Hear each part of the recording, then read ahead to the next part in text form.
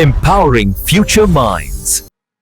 Hello बच्चों, आप देखेंगे हम लोग लैंगिक जनन और उसके घटनाएं। तो लैंगिक जनन क्या होता है वो देखते हैं। तो लैंगिक जनन क्या होता है, देखिए। लैंगिक जनन, लैंगिक जनन क्या होता है ये देखेंगे। लैंगिक जनन क्या होता है वो ध्यान में रखेंगे। इससे बहुत सारे ऑब्जेक्टिव्स और 2 मार्क्स के क्वेश्चन आते हैं, तो आप विशेष करके इस चीजों को देखेंगे कि ध्यान में रखेंगे क्या होता है। तो जनन की वह प्रक्रिया, जनन की वह प्रक्रिया, वह प्रक्रिया, जनन की वह प्रक्रिया जिसमें जिसमें जनन की वह प्रक्रिया जिसमें नर एवं मादा, नर एवं मादा, नर एवं मादा भाग लेकर, भाग लेकर, हाँ, भाग लेकर नए जीव का, नए जीव का, नए जीव का निर्माण करते हैं, निर्माण निर्माण करते हैं, निर्माण करते हैं। बात समझ में आई? या ऐसे भी कर सकते हैं कि नर और मादा युग्मकों का संलयन से एक नए जीव का निर्माण होता है, ये भी कर सकते हैं। जनन की वह प्रक्रिया जिसमें नर और मादा भाग लेकर नए जीव का निर्माण करते हैं, ठीक ना, उसे क्या बोलेंगे? उसे लैंगिक जनन बोलेंगे। उसे लैंगिक जनन कहते हैं। उसे क्या कहेंगे? लैंगिक जनन, लैंगिक जनन कहते हैं। समझ आया कि नहीं? क्या कहते हैं? लैंगिक जनन। जैसे उदाहरण इसका देख लीजिए, क्या हो जाएगा? इसका उदाहरण क्या हो जाएगा देखेंगे। इसका उदाहरण हो जाएगा, तो क्या उदाहरण हो जाएगा भाई? तो इसका उदाहरण हो जाएगा मनुष्य, गाय, बिल्ली, है ना, तथा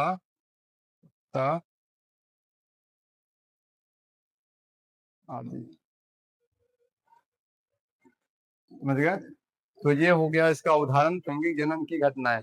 तो लैंगिक जनन की घटनाओं के बारे में देखेंगे। तो लैंगिक जनन की घटनाएं कितनी होती है? तो 3 होती है। पहली घटना क्या होती है? निषेचन पूर्व, दूसरी निषेचन और तीसरी निषेचन पश्च घटनाएं। इसमें क्या देखेंगे? लैंगिक जनन की घटनाएं। लैंगिक जनन की घटनाएं, लैंगिक जनन की घटना, ठीक है। तो यहाँ पे देखेंगे लैंगिक जनन की कितनी घटनाएं होती हैं। तो लैंगिक जनन की 3 घटनाएं होती हैं, आपको पहले ही बताया मैंने।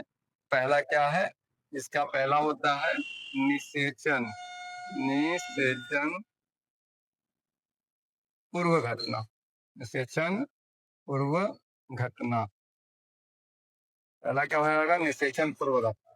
तो निषेचन पूर्व घटना क्या होता है? तो निषेचन पूर्व घटना उसे बोलेंगे जिसमें युग्मक निर्माण और युग्मक स्थानांतरण होता है। तो इसमें याद रखेंगे कि निषेचन पूर्व घटना में क्या होता है? तो निषेचन पूर्व घटना में युग्मकों का क्या होता है? निर्माण होता है। तो युग्मक निर्माण होता है। क्या होता है? युग्मक निर्माण होता है, ठीक है। क्या याद रखेंगे? युग्मक निर्माण तथा क्या हो जाएगा? युग्मक निर्माण तथा युग्मकों का स्थानांतरण, स्थानांतरण हो जाएगा। युग्मकों का स्थानांतरण हो जाएगा। तो बात को याद रखेंगे। दूसरा क्या होता है? तो युग्मक, दूसरा क्या होता है घटना? तो निषेचन। क्या हो जाएगा? दूसरी घटना को क्या बोलते हैं हम लोग? निषेचन। तो ये हो जाएगा निषेचन। दूसरी घटना क्या होती है? तो निषेचन।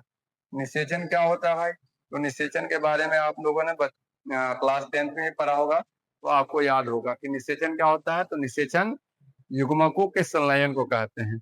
युग्मकों का संलयन, जब युग्मक का स्थानांतरण होगा तो आपस में जब मिलते हैं, इस प्रक्रिया को निषेचन कहते हैं। तो युग्मकों का क्या हो जाएगा? युग्मकों का संलयन। क्या याद रखेंगे? युग्मकों का संलयन, युग्मकों का संलयन या युग्मनज निर्माण, युग्मनज निर्माण भी कह सकते हैं, कोई दिक्कत वाली बात नहीं, युग्मनज निर्माण। ठीक है, युग्मनज निर्माण को भी हम लोग निषेचन कहते हैं। ठीक है, तीसरी क्या होती है भाई, तो तीसरा क्या हो जाएगा, निषेचन पक्ष। क्या हो जाएगा, निषेचन पक्ष घटना, निषेचन पक्ष घटना। ठीक है, निषेचन पक्ष घटना। ठीक है, इसमें क्या याद रखेंगे, पूर्ण बनना और पूर्ण से पूर्ण जीवन का विकास को हम लोग क्या कहेंगे, निषेचन पक्ष करना। तो यहाँ क्या कहेंगे, पूर्ण एवं ना जीवन निर्माण, जीवन निर्माण को हम लोग क्या कहेंगे, निषेचन पक्ष घटना। तो इस बात को याद रखेंगे कि ये बहुत इंपॉर्टेंट होने वाला है आपके एग्जाम के लिए। नेक्स्ट टॉपिक हम लोग अब देखेंगे क्या, जीवन अवधि। नेक्स्ट टॉपिक का नाम क्या है, जीवन अवधि। जीवन अवधि, ध्यान से देखेंगे, जीवन अवधि। जीवन अवधि क्या होता है भाई, जीवन अवधि के बारे में आपको पहले भी मैंने बताया, जन्म से लेकर उसके प्राकृतिक मृत्यु को हम लोग जीवन अवधि बोलते हैं। तो जीव जब जन्म लेता है तो जन्म से है ना, जन्म से मृत्यु, प्राकृतिक मृत्यु, प्राकृतिक, जन्म से प्राकृतिक मृत्यु, मृत्यु को हम लोग क्या कहते हैं, जन्म से प्राकृतिक मृत्यु को हम लोग क्या बोलेंगे, जीवन अवधि बोलेंगे। क्या बोलेंगे, जीवन अवधि बोलेंगे, जीवन अवधि। याद रखेंगे, जीवन अवधि क्या होता है, तो जीवन अवधि क्या कहते हैं, जन्म से प्राकृतिक मृत्यु को जीवन अवधि कहते हैं। से मान लेते हैं गाय है तो उसका जीवन अवधि होगा, बैल है तो उसका अलग होगा, मनुष्य है तो उसका अलग होगा, कुत्ता है तो उसका अलग होगा, मक्खी है तो उसका अलग होगा। सब जीवों का जीवन अवधि अलग होता है, लेकिन एक चीज समान होता है, जन्म लेगा उसकी मृत्यु होगी। ये सामान्य बात है, ये नॉर्मल बात है। तो जन्म लेना और उसकी मृत्यु होना समान बात है, लेकिन जीव का अपना अपना क्या होता है, एक जीवन अवधि होता है। तो यहाँ पे हम लोग देखेंगे जीवन अवधि पहले किसका, बिल्ली का। बिल्ली, बिल्ली का जीवन अवधि कितना होता है बताइए आप लोग, बिल्ली का जीवन अवधि कितना होता है, तो लगभग 14 से 15 वर्ष। कितना होता है, 14 से 15 वर्ष, मैक्सिमम क्या हो सकता है, 14 से 15 वर्ष। दूसरा क्या हो जाएगा, गाय। गाय के बारे में, गाय तो आप अपने आसपास में देखे होंगे, गाय, गाय क्या हो जाएगा, गाय का जीवन अवधि क्या होता है, तो 25 से 30 वर्ष, 25 से 30 वर्ष। ठीक है, 25 से 30 वर्ष। तीसरा क्या हो जाएगा, मनुष्य। मनुष्य का क्या हो जाएगा उदाहरण, मनुष्य का जीवन अवधि क्या हो जाएगा, तो 70 से 80 वर्ष, 70 से 80 वर्ष। याद रखेंगे, 70 से 80 वर्ष। और हाथी, उसके बाद देख लीजिए हाथी का, एक और देख लीजिए किसका, हाथी का, हाथी का। ठीक है ना, हाथी का जीवन अवधि क्या होता है, तो इसका जीवन अवधि क्या होता है भाई बताओ जल्दी से, 60 से 70 वर्ष, 60 से 70 वर्ष। ठीक है, उसके बाद क्या हो जाएगा, तोता। तोता का जीवन अवधि क्या होता है, तो मैक्सिमम इसका जीवन अवधि क्या हो सकता है, 140 वर्ष। ठीक है, उसके बाद और भी जीवों का होता है, आप एनसीईआरटी के बुक में देखेंगे तो एक जीवन अवधि पे एक जीवन सारणी बनाया गया है, तो आप वहां से देख लीजिएगा, बहुत अच्छा रहेगा, क्योंकि इससे एक ना एक ऑब्जेक्टिव आ ही जाता है, तो आप इसको याद रखेंगे। नेक्स्ट टॉपिक क्या है, आंतरिक निषेचन। पहले देख लीजिए, आंतरिक, आंतरिक निषेचन। आंतरिक निषेचन देख लीजिए, क्या देखेंगे, आंतरिक निषेचन। इसके बारे में आप एकदम अच्छे से याद कर लीजिए, ये आपको आना ही आने वाला है, आंतरिक निषेचन, बाह्य निषेचन, और जो पहले जो टॉपिक देखे हैं ये सब आने वाला है। तो आंतरिक निषेचन क्या होता है, तो लिखिएगा, जब निषेचन की प्रक्रिया, निषेचन की प्रक्रिया, निषेचन की प्रक्रिया को याद रखेंगे, निषेचन की प्रक्रिया मादा शरीर के, मादा शरीर के, याद रखेंगे हम क्या, मादा शरीर के, है ना, अंदर होता है, मादा शरीर के अंदर होता है, अंदर होता है, अंदर होता है, तो इस घटना को हम लोग क्या कहेंगे? तब इसे हम लोग क्या बोलेंगे? तब इसे आंतरिक निषेचन कहते हैं। क्या बोलते हैं? तब इसे आंतरिक निषेचन कहते हैं। आंतरिक, है ना, क्या कहेंगे? आंतरिक निषेचन कहते हैं। आंतरिक निषेचन कहते हैं। आंतरिक निषेचन कहते हैं, याद रहेगा। तो ये इसका उदाहरण देख लीजिए। इसका मुख्य उदाहरण आप यहाँ पे याद रखेंगे कि आंतरिक निषेचन किसमें होता है, तो उसको याद रखने के लिए आप ये कुछ उदाहरण याद रखिए। उदाहरण में देख लीजिए क्या होता है आंतरिक निषेचन में के कुछ जीव का नाम लिख देते हैं। जैसे पहले तो मनुष्य हो गया, ठीक है, मनुष्य हो गया, ठीक है। आगे दूसरा क्या हो जाएगा? गाय, है ना। उसके बाद क्या हो जाएगा? घोड़ा, गाय, घोड़ा, ठीक है ना। इसके बाद क्या हो जाएगा? कुत्ता, है ना, बिल्ली, है ना। ये बहुत सारी हो जाएगी इत्यादि, ठीक है। तो आप इस बात को याद रखेंगे कि आंतरिक निषेचन क्या होता है। तो जब निषेचन की प्रक्रिया मादा शरीर के अंदर, मादा शरीर के अंदर, इसको अंडरलाइन कर देंगे, मादा शरीर के अंदर होता है, तब इस प्रक्रिया को, इसे हम लोग क्या बोलेंगे? तब इस प्रक्रिया को आंतरिक निषेचन कहेंगे। याद रखेंगे। इसका मुख्य उदाहरण क्या हो जाएगा? तो मनुष्य, गाय, घोड़ा, कुत्ता, बिल्ली इत्यादि, ठीक है।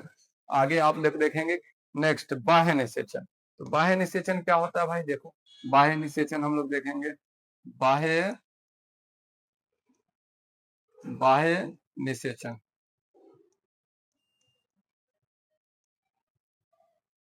बाह्य निषेचन क्या होता है? देखो, तो बाह्य निषेचन बस इसका विपरीत कर देंगे, याद हो जाएगा कि बाह्य निषेचन क्या होता है। तो जब निषेचन की प्रक्रिया मादा शरीर के बाहर होता है, बाहर होता है, तब इस प्रक्रिया को हम लोग क्या कहेंगे?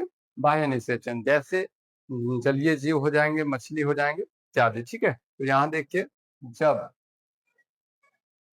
निषेचन की प्रक्रिया, जब निषेचन की प्रक्रिया, जब निषेचन की प्रक्रिया,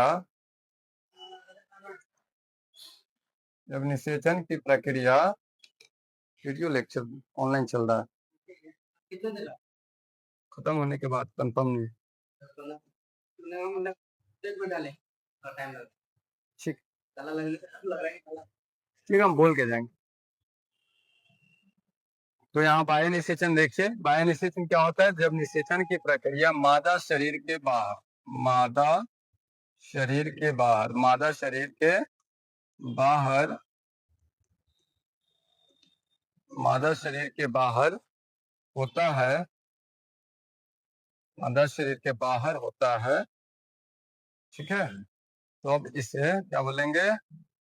आंतरिक निषेचन। इसे अब तब इसे क्या कहेंगे? बाह्य निषेचन बोलेंगे, बाह्य निषेचन बोलेंगे, ठीक है। बाह्य निषेचन, बाह्य निषेचन कहते हैं, ठीक है। याद रखेंगे, क्या याद रखना है? तो जब निषेचन की प्रक्रिया मादा शरीर के बाहर होगा, ठीक है ना, तब इसे क्या बोलेंगे? बाह्य निषेचन, ठीक है।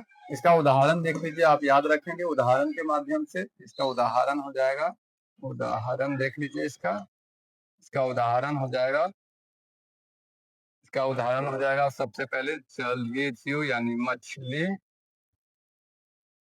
ठीक है, मछली और जलीय जीव। याद रखिएगा, जलीय जीव सभी नहीं लिखेंगे, कुछ जलीय जीव, तो यहाँ पे लिखेंगे कुछ, ठीक है, कुछ जलीय जीव इसमें, ठीक ना। कुछ जलीय जीव और मछलियों में क्या होता है? तो निषेचन की क्रिया मादा शरीर के बाहर होता है। इस बात को याद रखेंगे। नेक्स्ट टॉपिक यही है निषेचन। आप देख लीजिए, इसे भी देख लीजिए, निषेचन क्या होता है। तो निषेचन को एकदम इजी याद रखेंगे कि युग्मकों के संलयन को, युग्मकों के संलयन को निषेचन कहते हैं। याद रहेगा। थैंक यू, जय हिंद।